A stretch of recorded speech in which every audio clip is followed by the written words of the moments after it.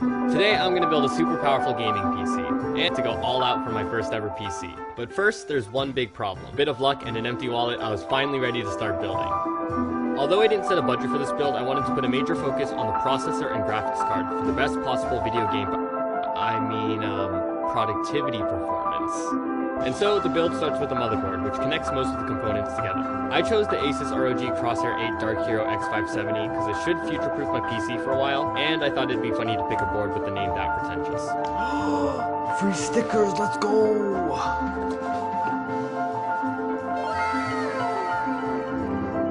Okay, I'll keep it real. Putting the board on top of the box, the first step is the processor. This is an AMD Ryzen 9 5950X, which is one of the best CPUs available. Although it's small, the processor is actually one of the most important parts of a computer, and this CPU is going to be complete overkill for my system. Handling the CPU, you need to be extremely careful, holding it only by its edges, making sure not to damage the gold pins underneath. To install it, you need to unhinge this lever to access the CPU socket. Next, align the gold triangle on the CPU with the triangle on the motherboard. Then, without applying any pressure, you simply drop the CPU into the socket and let gravity work its magic. Hook the lever back into place, and just like that, boom, the CPU is installed. I thought this was going to be the scariest step, but that was kind of a breeze. A light air, one might say. Alright, next up is the RAM. This is the popular Corsair Vengeance RGB Pro Slimline Edition. And yes, the rest of the part names are going to be just as long. I think 32 gigs should be plenty for a pleb like myself, but I can always get more later on. The RAM goes in these slots here, and since I only have 2 sticks, they're going in slots 2 and 4, so my PC can take advantage of dual channel RAM. And I'm not even going to act like I know what I'm talking about, I'm just following instructions. To install, unlock the slots with these clips, and make sure to line up the notch in the RAM with the notch in the channel. The RAM can only go in one direction, so check beforehand to make sure you don't mess it up, knucklehead. Okay. Then, just push down firmly until the RAM clicks into place. Once the RAM's secured, the next step is storage. There are a few different options for this, and I chose M.2 SSDs because they're small, light, and plug directly into the motherboard. Today, I have 2 terabytes of Samsung 980 Pro. To install, I unscrewed the faceplates covering the M.2 slots. SSDs can come in different sizes, so use the included plug adapters to fit your own needs. I insert the stick at a bit of an angle, press down on the SSD to screw it in place, and reattach the faceplate. If the plate has a thermal pad, also make sure to peel off the protective film beforehand. Then I repeated the same process for my other SSD, and voila! I now have a stupid dumb amount of computer storage. And I was feeling pretty good at this point. If you've never built a PC before, I highly recommend it. Well, Legos, as my friend put it. And now it's time to mount the motherboard. The case I went with is the Corsair 5000X. So after removing the side panels, I laid the case down on its side and located the mounting holes for the motherboard. Then I gently slid the board into place, making sure to line up the back I/O with its opening. Finally, I used the included screws to secure the board in place. And now we've only got a couple more parts before this thing is an absolute... Right, next up is the power supply. And as the name suggests, this is what powers the PC. I got an 850 watt PSU, which should be more than enough for my computer. First, I followed a guide on which of the included cables to plug in beforehand. And this thing came with a lot, so I didn't end up using all of them, but I'll specify which ones I did use in a little bit. Next, I positioned the power supply at the bottom back of the case, making sure the fan was facing the dust filter. When mounting the PSU, it's important to tighten the screws in a crisscross pattern to ensure each corner is mounted with even pressure.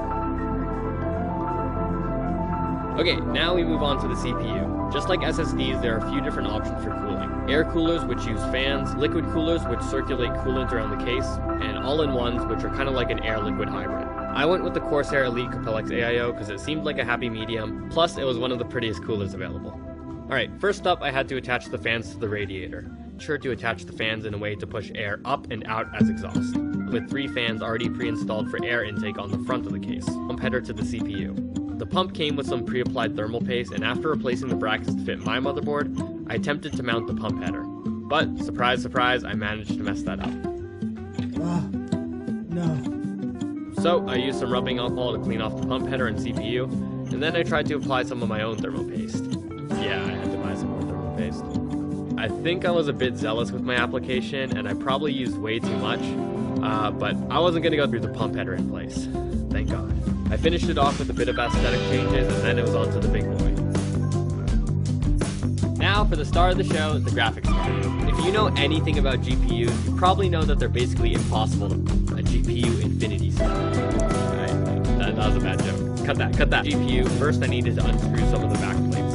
Then I clipped the graphics card into the PCIe slot with a bit of pressure and secured the back with some screws. And just like that, the GPU is installed. At this point, everything is plugged in and all that's left is the cables. Coming from the power supply, I first connected a large 24-pin cable to the right side of the motherboard. Next up was the CPU cable, which plugged right into the top left corner. Then the PCIe cable, which plugged right into the GPU. In my case, I have two 8-pin connectors, so I made sure to occupy both of them. Finally, there were the case cables, which each went to their own respective slots at the bottom edge of the motherboard. I also plugged in all the fans, and a certain idiot forgot to record that part. And just like that, all of the parts were finally connected. Kind of poetic in a sense. Then finally plugged in the power connector for the moment of truth.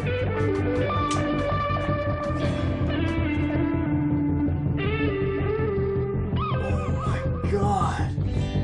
I know, I'm as surprised as you are. I didn't f it up. Let's go! Alright, we're nearly there, stay with me.